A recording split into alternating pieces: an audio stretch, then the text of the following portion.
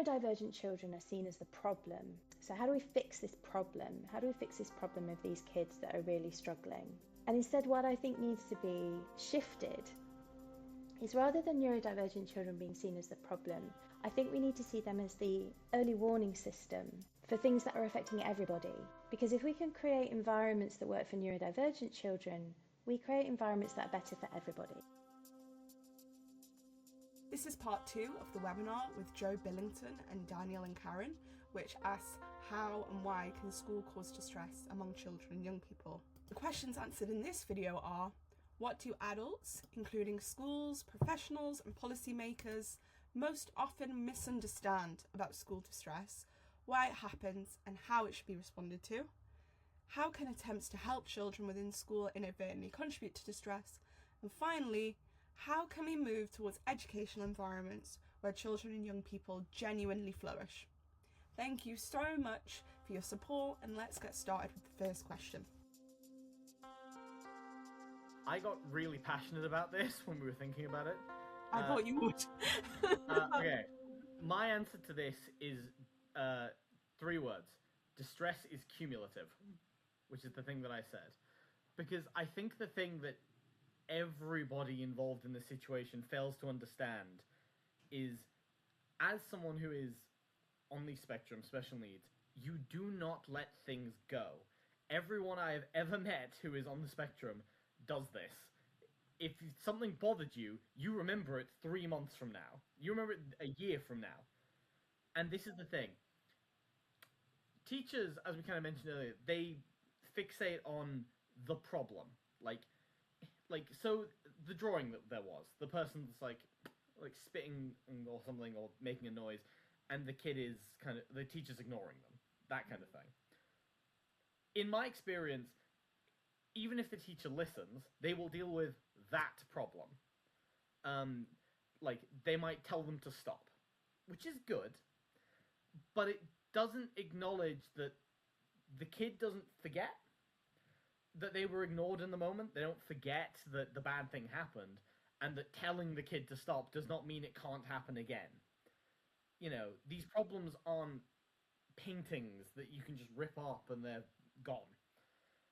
So it's like, stress doesn't go away. Like, once it's happened, it's happened. And if it happens again, it builds and builds and builds and builds and builds. And that's how you get to the situation when the kid freaks out and climbs out of their school. It's how you get to where we were, where I had to leave the mainstream education system because it was just too much. People understand intellectually why these things would stress someone out, but they don't really understand that just solving the problem doesn't make it go away. Like, immediate problem. Because it doesn't prevent that it's happened, it doesn't prevent that it can happen again, and it doesn't prevent the kid from understanding both those things and suffering for it. Makes a lot of sense of kind of trying to solve downstream consequences of an upstream problem. So looking at things, for example, like non-attendance or a child bolting out of the school and thinking we have to deal with that, as opposed to, and I guess that links to the masking thing you were talking about before, is often if a child's been masking and a teacher might think, whoa, where's that come from? Because they don't understand that actually, as you say, it's been building and building and building, and then the lids come off. And here's the trick to all of that. You get one try in that situation. Because in this situation, where the kid's being bullied and the teacher's ignoring them, the kid will not forget. And that doesn't just mean they don't forget the stress, because the stress lingers and it worries you and it stresses you and it builds and builds and builds. But also, they don't forget that they were hurt, and they don't forget they were ignored. And if you lose someone's trust, you never get it back. That's the thing I found a lot about neurodivergent people. It's like, when someone has screwed you, once you don't trust them anymore, you will not trust them again unless they work really, really hard. And these kinds of people don't do that because they've got 100 kids to worry about and you're one. The kid learns that they're not going to get any help. They learn that this is just going to keep happening. even if the teacher stops it in the moment, it still happened. It'll happen again. Why would they expect any different? So they don't trust them anymore, which means they don't go to them, and then they can't help in the future. Do you think that would be different if school as a whole was different, and say that behaviour was somebody who was an outlier? Because I think that you probably would be more inclined to trust somebody again if you were in a school where you generally felt safe, and if that was... We're jumping ahead slightly, but that's kind of the answer I have to a later question, is that this isn't you don't solve this problem with individual solutions. Like, in the same way that solving the individual problem doesn't make the stress go away, you can't individualize anything about this, because people can tell when they're the lone individual, and it can get to you.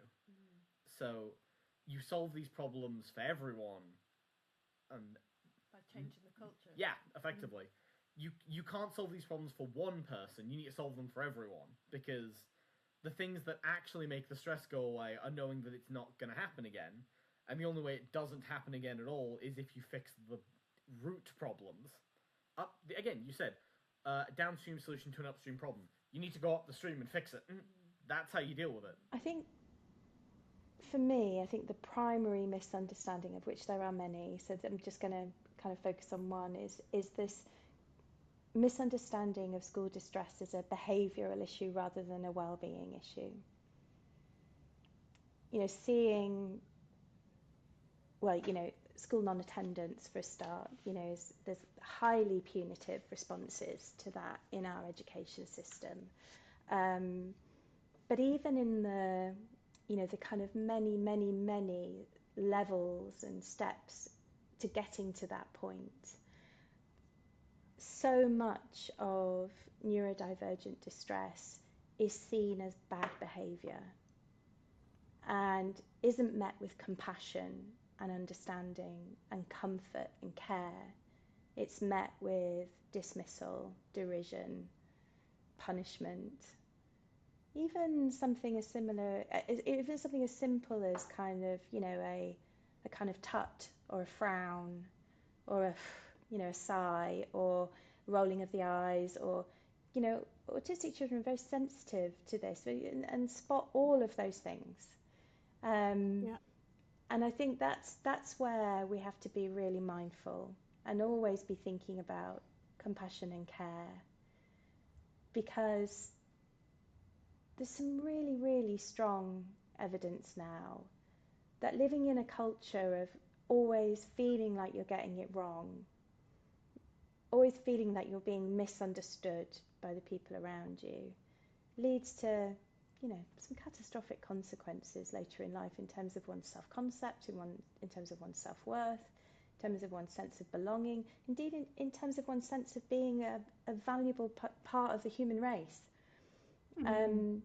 So it may seem like I'm being really dramatic and hyperbolic, but these tiny things, like I was talking about, the death by a million paper cuts, these tiny things all make a big difference, which is why I tend to kind of steer away from the big ticket issues in the SEN debate, funding and, I'm not suggesting those things aren't important, but these tiny things, these very micro level adjustments that can be made don't cost anything, but they do take a shift from behaviourism to care and compassion.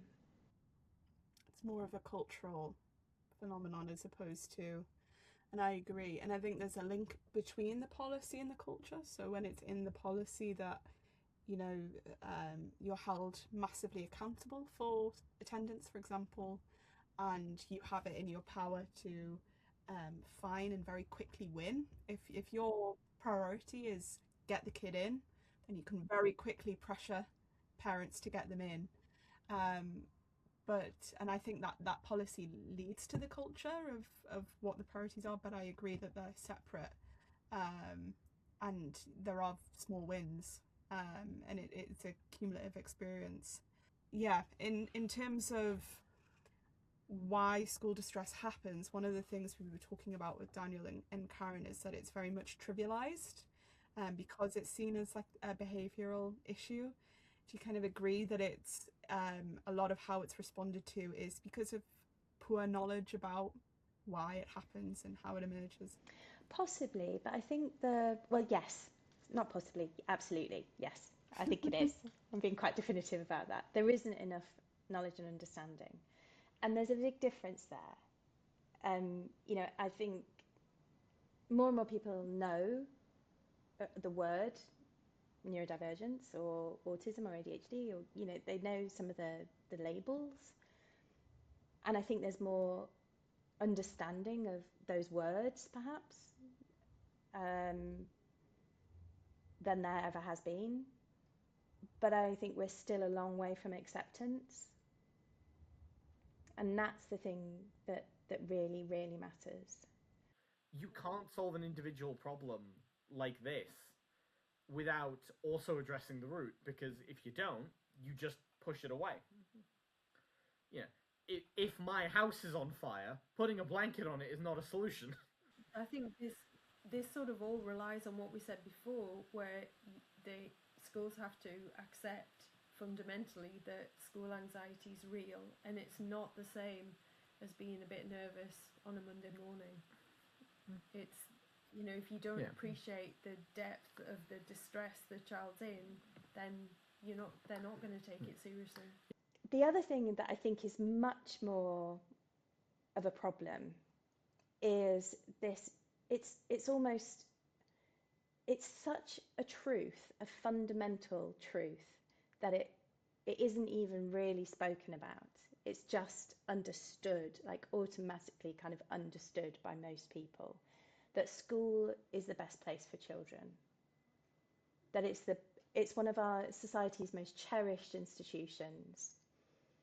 And I think that, and until we can actually say, really, is that true?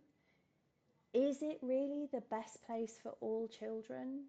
Or is it the best place for some children, i.e. those children for whom it's designed?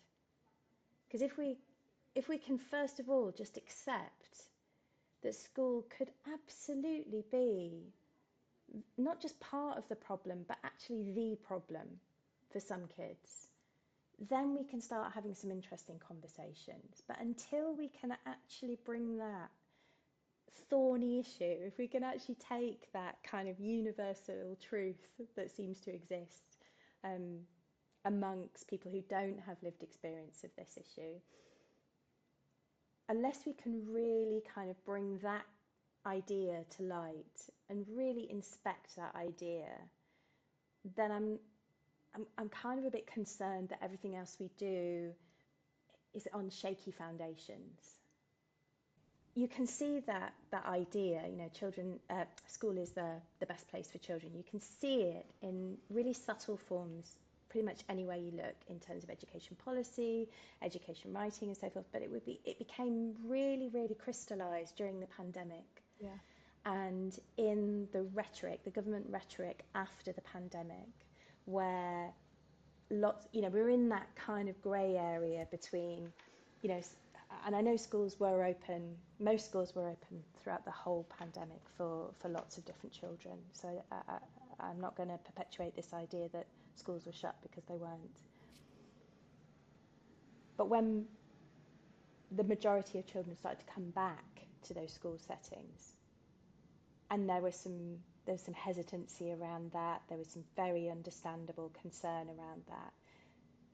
But what we had was a government who really wanted kids to be back in the school and teachers to be back in the school and get back to business as usual, when there was still some hesitancy from the public.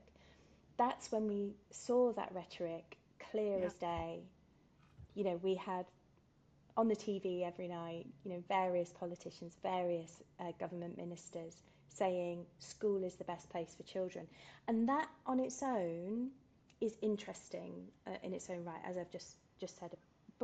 But also the implication that comes from that, which is also very illuminating, is that if school's the best place for children, then home can't be as good as that. Yeah.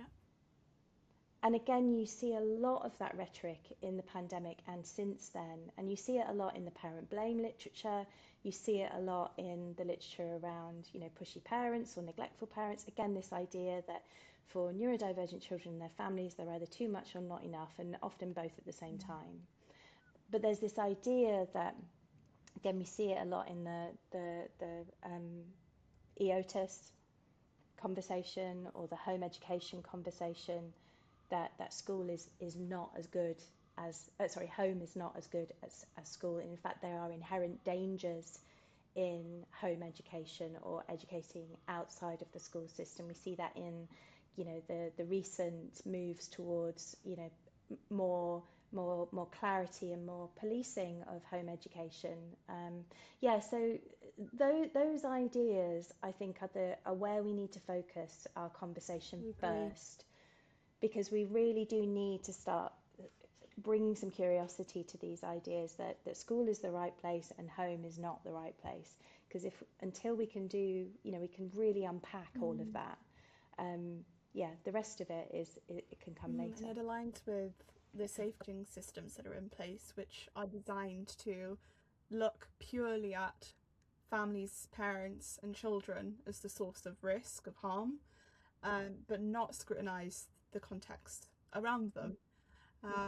And I think until there's a shift there of kind of, it's almost the implication that it's a safeguarding concern and it's thought of as one to not attend. What could that child be getting up to if they're not attending, if they're safer in school? But what this literature really is, and it hasn't actually clicked in my brain until this conversation, the literature is actually saying at its core is that rhetoric needs to be challenged, that school is automatically the safest place for a child by virtue of being a school. It's just not the case for the families that you and I work with. They're telling us, and it's not just our work, we hear this, in other areas of research, but also I hear it in my practice. I do a lot of work with families, and school is the number one threat in their lives. And that is not understood. That is not understood. And I need to stress that, and maybe this links to another question you're going to ask, but this isn't about individual, but sometimes it's about individual people in school settings, but for the most part, it's the systemic threat as opposed to individual people. Because the school system is, full of people who are working incredibly hard and doing wonderful things to support children and families. And often parents really recognise that.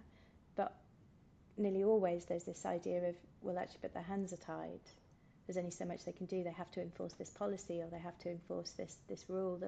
This is law of the land kind of thing. So, it's even with great people who really understand, who really are trying their best in schools, there's still these systemic barriers and issues that families are kind of hitting up against day by day. Links to what you were saying before about shaky foundations. If the foundations are shaky, there's a quote from my study where a SENCO had said, the staff working 10 to 12 hours a day to try and make things right, because in order to make things accessible and inclusive for neurodivergent children, it requires disproportionate amounts of effort, time, resource and energy, because it's this shaky foundation. And I guess that links to the next question, is how can attempts to help children inadvertently contribute to distress? Well, again, thinking of our experience, Daniel had a lot of problems with just being stuck in the classroom and feeling trapped. So when we spoke to the school, they said, look, you can have movement breaks. But to get the movement breaks, they gave him quite a big sign with a toilet on that he was supposed to hold up in class when he wanted a movement break. Obviously, this embarrassed him and made the other kids laugh. So he became, obviously, very quickly learned not to use it, therefore didn't get his movement breaks. And so I think sometimes things can be just a bit insensitive, the solution might in theory work, but it's not actually going to help. Again, going back to what I was saying about individualizing, you are aware, as a child when you are being singled out, even if it's for a good thing. Like, and most kids don't like that feeling because people are tribal and they react not well to otherness in a lot of cases. So when you are put in that position of holding up the sign that is effectively a giant beacon going, I am different, it's like, it is tantamount to having a sign on your back that says, kick me. Like, it makes you different. And even if that's not a bad thing, like, even if it's like, it's embarrassing. You don't want to be the one weird person doing the odd thing in class. Even if no one says anything, even if none of the other kids laugh, which I got laughter. You feel it. You hear everyone laughing in your head. And obviously with heightened anxiety, you just imagine it worse. It's like, everyone knows how stupid this is, how stupid you look doing it. Like, attempts to help can be insensitive, and anything that singles you out, obviously, is going to not look great. I think that's especially true for like autistic kids, where that's sort of it's so common, that level of rejection and being an outlier, and that sort of, and it's something that people quite rightly grow very, very sensitive to because it happens so frequently.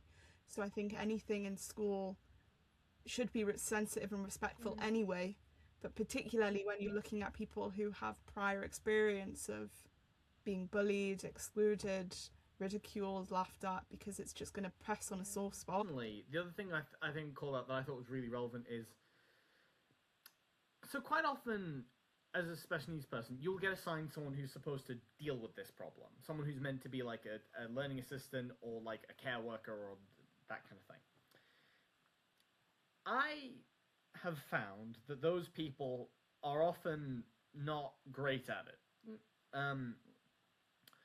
And that's usually because either they don't have a lot of training, because no one has a lot of training in this unless you're in a very specialized environment. And again, those aren't often great either, at least in our experience. But also, if they're not sympathetic, or they're just not suitable for the person who's getting it, it can be a real problem. Because if the school solution is counting on this one person to do what's needed, and that one person is bad at it, it doesn't help. It makes it worse. I had someone, I'll call her Gwen, I'll say. She was a woman who ran effectively this nurture group at the school I went to that was like explicitly a group for special needs people. And I ended up with her as effectively a teaching assistant during the maths class I was at. She was awful. Absolutely awful. Resented being there, resented having to deal with me, got very angry if I tried to take those movement breaks or had to ask extra questions. Didn't help. Didn't like have any sympathy for me not understanding tasks. But she was the person in charge of the group. A group that a group that notably required her doing very little. The nurture group wasn't her like going to each person and dealing with them. It was her putting them in a room for about half an hour and having them draw things or read books or stuff. It wasn't like she was doing a whole lot. So she was put in a situation where she had to be the direct point of contact, and she was awful at it. And she made it worse, because the actual teacher in that class, annoyingly, was quite nice. She made it worse by being there. I think that's part of a bigger problem, in that quite often schools would list back to us all the things they were doing, but I had to quite often say, but if this support you're giving isn't helping and isn't what he needs, it's useless. It doesn't matter how many things you can list off to me. And we came up across that, up against that quite a lot. It doesn't matter how many of these I stack up, I'm not going to reach the moon. Like, at a certain point, you have to acknowledge that the reason that your solution isn't working isn't because the problem is wrong, it's because the solution is bad. Yeah, exactly, and it becomes a bit tokenistic very quickly, doesn't it? Of kind of and like a tick box of we did something. Yeah. What are you complaining about? We helped. Yeah. It doesn't matter that it didn't work or that it made the problem worse. We did something. The problem I had in that maths class was fundamentally that I didn't follow very easily. It was a class where, like, I'm good enough at maths, or I used to be. It's been so long since I did it. But, like, I I didn't follow the instructions. Some of them were really complicated and didn't make sense. And obviously, the teacher who's run it was nice, but she's got a whole class to run. The reason that, like, Gwen was there was supposed to be to make it easier. It's a superficial solution. You don't understand. We've got a person here to explain. But the root problem didn't actually get tackled because she didn't do anything. like it's a superficial thing of we have done a solution, but not acknowledging the fact that it didn't help, made it worse, and it's just compounding. Quite often I found that they didn't actually ask what help we needed. Both places didn't do that. There seemed to be a list of things that schools were able to provide, which I presume is decided by government or local authority, and this is what you're given. But if they're not good, they're useful. not tackling the problems you're having, it's too bad, basically. They quite often come back to us and say, well, so works for everyone else. Tell us a new problem. Yeah. What haven't we sorted out? And it reminds me a lot of a conversation I had a while ago with someone online who was a flat Earth nut job, because there was this experiment they did about lake water basically, and it was and I said hey, while I was in Scotland at one point, I did a video on my phone that it is you can prove it because if you lower the phone down, the boat that's there disappears under the waves. Yeah, that's proof. And they just went through all these things that could be the solution. I'm no, that's not it. And the end thing they did was, well, you must have done it wrong. Go pray and do it again, was the thing they ended up saying. And I felt that's often what they were like. It's well, we've let's do all these things that we are our rote solutions to the problem. I was well, no, because they're not working. It's well, you did it wrong. Do it again. It was the same thing. It was you must be the problem somehow because our solutions must be correct. They quite often say, well, all of our children are special, and these things have worked for hundreds of children, so it throws the problem back to you.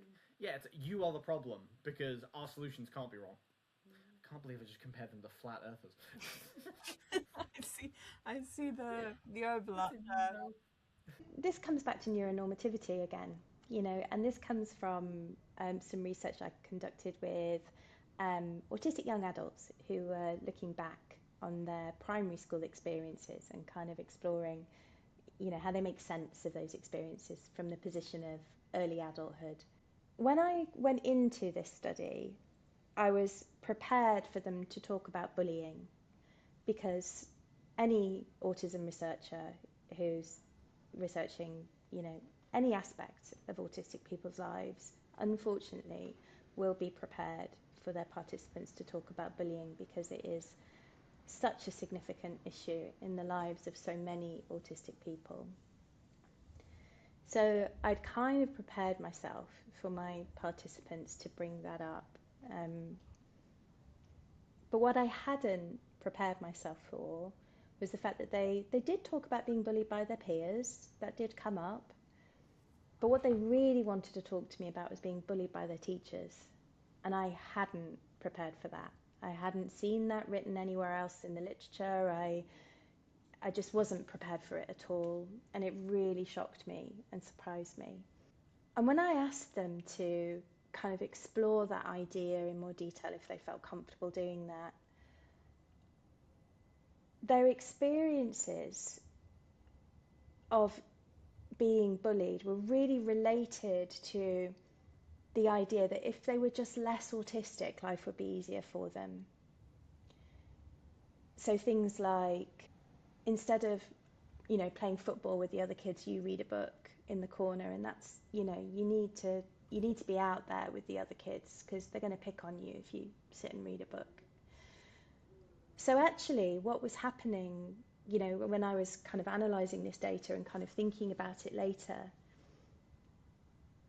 it was really kind of coming from this neuronormative idea of what a normal kid should look like. And actually, if you were just more normal, life would be easier for you. And again, this came from a place of good intention. all of my participants agreed that even when they were sharing all of these stories, so many stories just like that one, they all said that they think their teacher cared about them, that they cared for them, that they wanted them to be happy, that they wanted them to enjoy school. But the way that they advised them, supported them, guided them, or tried to kind of connect them to others invalidated a core aspect of their identity in ways that caused huge harm.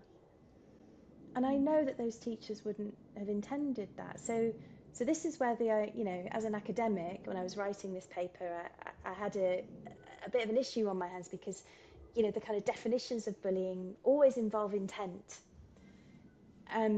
So when I was kind of trying to define this in the paper that I wrote, actually I found what I was looking for in the literature related to racialized minorities' experiences. And this is where the idea of micro-invalidations and microaggressions came from.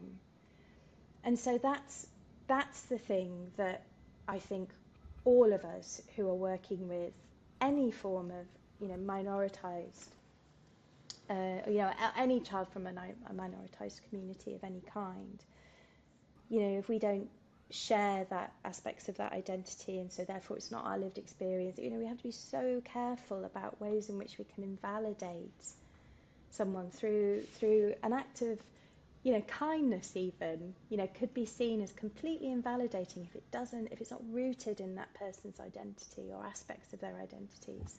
Makes a lot of sense and links very much to that idea of being a good citizen and the role of teachers in promoting that. And if that is fundamentally neuronormative, then the teacher will, for example, think you're reading a book in the corner, why don't you go out and play instead? You'll make friends that way, or whatever it might be. And there might actually be, not always, but most of the time I'd say, either a neutral or a good intention behind it. But it, as you say, it builds and it builds and it builds to the point where it's completely overwhelming. That's right. And we see it at a systemic level as well. Just using that example of the child who wanted to read a book during break time and not play football, we see it in the structures, particularly in primary schools, where some of my other participants from my study with 9 and 10-year-olds, they would say, we're told we have to go out and play. If it's not raining, you go out, and you're not allowed back in the building. Because again, that idea is that, being out, socializing, moving, going on the monkey bars, doing all of that is the best thing for you right now. That's what's good for kids, is out there. But actually, for a lot of my participants, actually, that was not where they wanted to be. That's not what they wanted to do. They found it horribly overwhelming from a sensory perspective. They found it really difficult to navigate all of the social rules that are all completely different in the playground than they are in the classroom. And I think 3 or 4 of my participants said it was the worst part of their day because they just didn't know what to do with themselves at all. And if only they could go to the library, or if only they could just do a little bit of artwork, or if only they could, play chess, or if they could, but that wasn't available, because the best thing for you is to be out there, running around, playing with your friends, etc.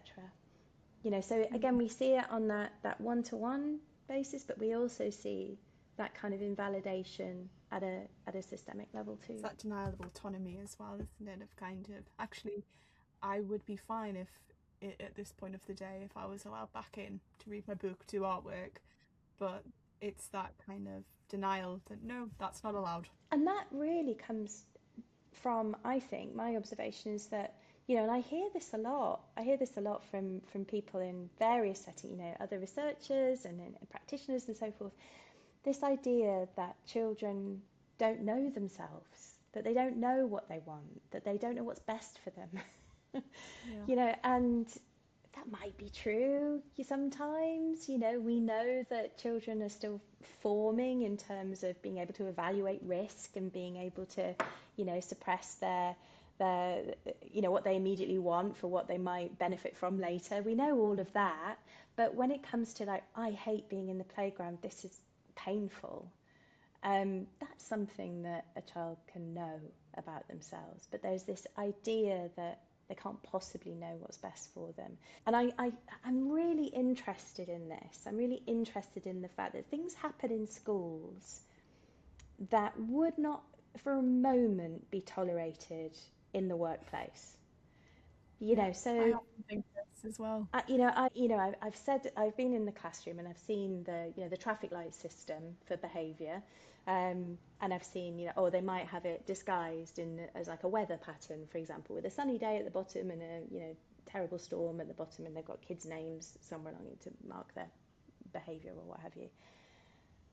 And I say to staff, I noticed, I've been in set days and so forth, I noticed in the classroom you've got your behaviour chart with the traffic light system. So how would that work for you if it was in the staff room? And you just came in, from your lunch break and you saw that you were on the red traffic light. What's going on there? Like, would you feel motivated? Would you even know why you were there? Like, would you have any idea? And would you feel motivated and know what you need to do to get yourself onto the green? Would that be clear to you from that? And of course everyone's like, no, I'd be mortified. And so this is what baffles me, is that there is this idea that, that children somehow are a completely different species. If there's something that would shame an adult, it's pretty safe to say it would shame a child. I think often what we ask of children is so much more than what we would ask of adults. I think about this often. I don't think I could do a school day now. Yeah. I think if you said go back to primary school, yeah, I'd be absolutely exhausted. Well, I mean, it's even, with my own students now. So, if I'm teaching on a module for psychology undergraduates, our policy at across our university is that, all of the information about the module is available online at the start of the module, and then all of the module materials, so all the slides, all the, whatever it is that we're doing in the lecture, will be available at least 48 hours before, so that you know exactly what you're doing. And we record all of our lectures and they're published within a day or two after the lecture, but often it's much sooner than that. So everything about the module, what we're going to be doing, how we're going to be doing it, what the objectives are, what the learning outcomes are, how you will be assessed, all of that is available right at the start. And then as each week goes by, and those kinds of things. I know that schools can't operate like that. I do know that. But the philosophy behind it is an interesting one, I think. That as adult learners, these people who are our students absolutely must know what's ahead of them. It must be predictable. And of course, why can't we do a bit more of that with, why is that not the case for so many? And I appreciate this, lots of those things might be happening in some schools around the country, but by and large, my participants tell me that they go into class and they really don't know what's going to happen next. It seems a bit kind of to do with respect and whom you respect. And as teachers, in societally and culturally, children are not respected in the same way that adults are. They're not respected as kind of individuals who have their own knowledge, opinions, ideas. I think childhood's changed quite a lot over the past decades, but I still don't think we're there in terms of actually respecting children and their autonomy. That links very much to the last question. The answer to this question is one exchange: school. Because the point that we've been circling around this entire time is that you cannot individualize a solution. Because the thing is, people know when they're being singled out. If you solve individual problems, they just come back, and there's this element to which, like, a kid understands when they are the odd one out and when they are being disrespected. You don't solve most of these problems with an individualized solution. I think that, to me, from my experience of this, is the problem that the system has always had. Is that the person is treated as a part of a system, but the system is not acknowledged as a problem. The problem is the system, inherently. The reason that this is bad is, for a lot of the reasons, the school system is bad. Like, if you individualize the solution, the child is a target. School cultures need to change. Like, the way you deal with the neurodivergent kid is stressing out about bullying is not to tell the bully to stop or to come up with some weird solution where this one kid is locked in a room. You just deal with bullying. It helps everyone. The kid is not individualized, and the problem is sorted. A neurodivergent kid cannot be stressed out by bullying if no one's doing it. There's a study about free lunches which basically says that most kids will not take them unless they're free for everyone. Because they understand that they look poor if they take the free lunch when everyone else is paying for it. And they get that that's the thing. So the solution is make it free for everyone. That's kind of what I would say what needs to change and what should people take away from this. In most cases, like, yes, every kid has individual needs. I needed movement breaks. Not every kid needs that. Obviously, it would be wild. But for the most part, the way you deal with these problems is fixing school. Like, you make it more... You give teachers better training. You deal with bullying issues. You make the curriculum more well established and consistent. Like, these are problems that everyone suffers from, and that neurodivergent people suffer from more. There's nothing inherent about neurodivergent people that makes school bad. School as a system doesn't work very well, and it's worse for these people because they can't handle it. Like, my answer to this question, you need training, you need social awareness, you need to discourage this kind of tribal behavior where people get into groups and attack the others. It's not about, oh, this one kid is annoying and we need to deal with the small things that make them go away. It's, the system is a problem. You cannot individualize the solution. The system needs to change. As you can see, I thought about this a lot. Well, I think what needs to change fundamentally is the focus of attention from the child to the environment.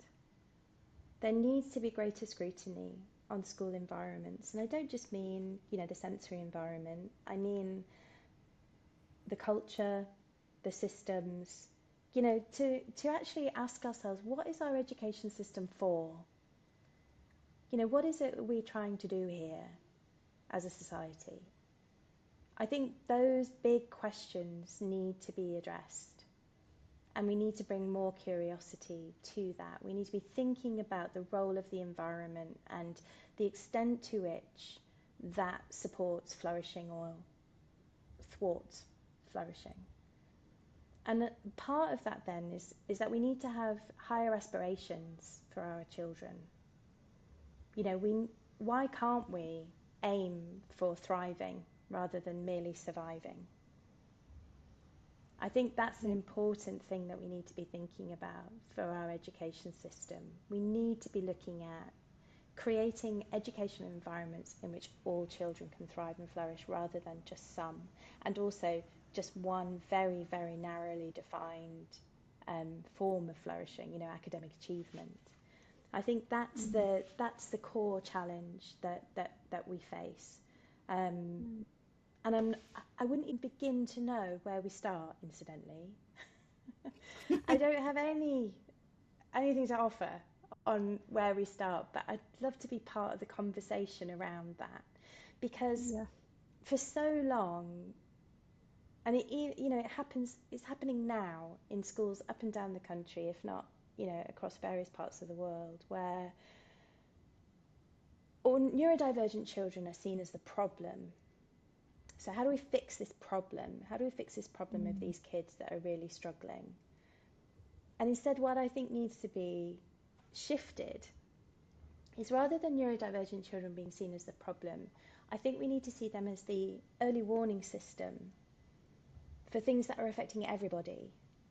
Because if we can create environments that work for neurodivergent children, we create environments that are better for everybody. You know, and I'm always saying this in the work I do with schools, is that we create an autism-friendly classroom, we're making a human-friendly classroom. So this really gets to the heart of the whole toxic debate around funding.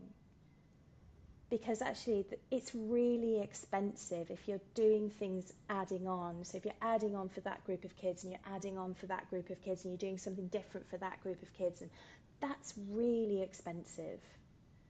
So why don't we think about creating spaces where everyone can flourish? We're starting from a position of creating environments that are suitable. You know, universal design is what I'm talking about here. But in order for us to be at that point, we have to have investment. And I don't mean investment in terms of money, in terms of people's care. People have to care enough. And you know, when I talk to my colleagues who work in schools, when I look at the literature around schools, when I go and visit schools, there's a lot of care. People really, really care. But they're also on their knees.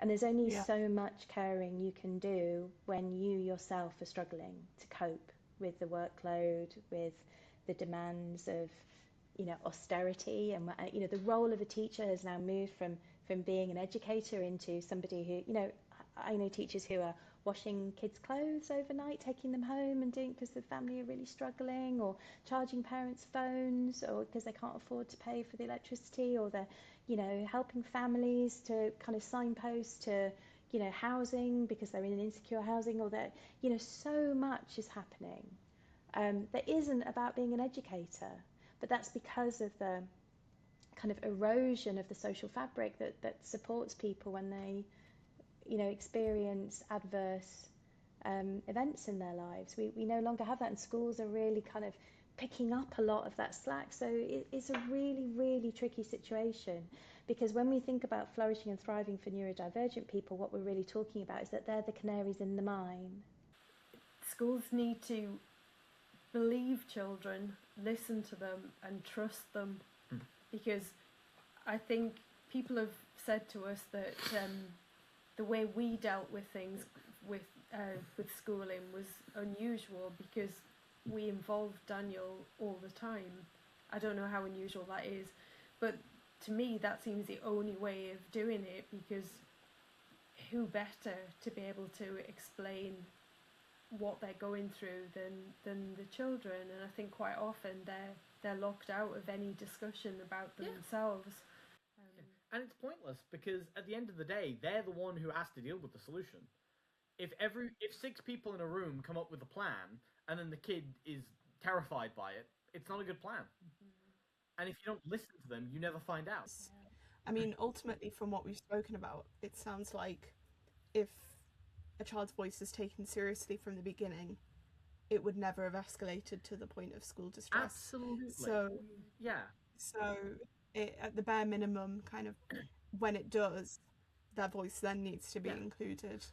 Completely, It's like, it's the kind of thing of, like, what they are trying to do is they are looking at a tidal wave, and they are trying to put it is a tidal wave, and they're trying to put a bottle cap on it. That is what they are doing. Whereas what you need to do is break it up before it even gets to land. Like, you can't solve this problem when you're, like, you mentioned the thing you said earlier about, like, up or downstream. It's like, upstream is where the problems are. You cannot solve that problem if you are downstream being torn away by the current. These problems have to be dealt with early. They have to be dealt with carefully, because it's tricky.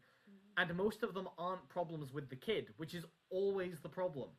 Because, like we said, school wants to make this your problem. You did something wrong. Our solutions cannot be wrong. You must be wrong. When the fact is, the problem is the system. Not that it's inherently terrible. I mean, some parts of it are.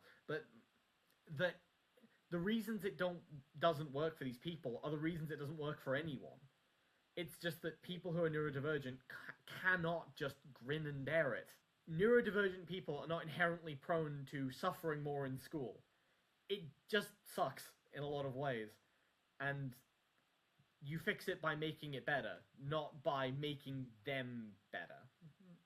school and our education system is one of our most cherished institutions. Everybody, whether you've had, whether you're a parent or not, whether you're an educator or not, everybody tends to have an opinion on education because it, it affects all of us. Our education system, the ripples extend out to every citizen. So it's a really big question to ask of people, and naturally people will be defensive. Of course they will, because again, it means a lot. It's a highly emotional subject, so which is why we have a lot of polarized debate around it, because it's often, it feels there's an us and them that happens in the political landscape, within families, within educators, within kids themselves. There's a lot of polarity in that conversation, and that comes from the fact that it's just so emotional. It's such an emotional topic. It means so much to so many people. Is there anything else that you've written notes for, or that you haven't had a chance to speak about? The one thing I would jump on that we haven't mentioned for the last question was a note that she made, which I think is relevant, which is the sensory distress. Because one thing that is not inherently is not a systemic problem. It is actually a small part where neurodivergence is making something more difficult, is sensory issues. Because a noisy classroom isn't that bad for most people, but it does really get to you if you've got heightened sensory stuff. So trying to minimize that in the way schools are designed and laid out would be not, more space between classrooms, like some amount of padding on the walls that makes it so that it's a bit sound dampened. It's the kind of thing where it's like, that is actually a problem that is more specific to neurodivergence, but it's also the easiest solved problem. With the uniforms, the amount of distress over the years Daniel's had from how, he has a lot of problems with touch and sensory issues, and the uniforms being tight or the cheap wrong fabric, or just caused, having to put those on every day. I could see the distress in his face, but we were, we're told that there are no choices, you have to wear this. Yeah. Getting rid of those kind of uniform rules would have made our lives so much easier. This is the thing, it's like, obviously these aren't universal, but in so many cases the problems that neurodivergent people suffer from are just the problems of the school system. It's just most other people don't notice, because when you're not neurodivergent, you're not as exposed to the true depths of how bad the problems can get. Like, bullying is not a problem unique to the neurodivergent. This may surprise you to learn. But it is a problem that when you're neurodivergent, it is worse, because again, you don't let it go. It doesn't just bother you that day or like when those people are around. It bothers you for the rest of the month when it happens once, and it never happens once. It's not that like neurodivergent people are uniquely prone to suffer. Like, the system causes problems for most people. It's just that the individual differences of these people make it worse. It's just something that means so much to me, and I'm just, for all of the despair, something that's really interesting is that more and more people are talking about this, and that can only be a good thing. When I first started researching this topic kind of 12 years ago, it felt so niche, it felt so fringe. Even the literature, I could only find 2 papers that included young children's experiences of their school life. Just 2 papers at the time. And obviously that's, changed so much for the better. So it feels like a really exciting time to be doing this kind of work, and even the project that you're doing now with these webinars. All of these kind of small steps, I think are part of a much bigger movement for transformation, and that gives me a huge amount of hope.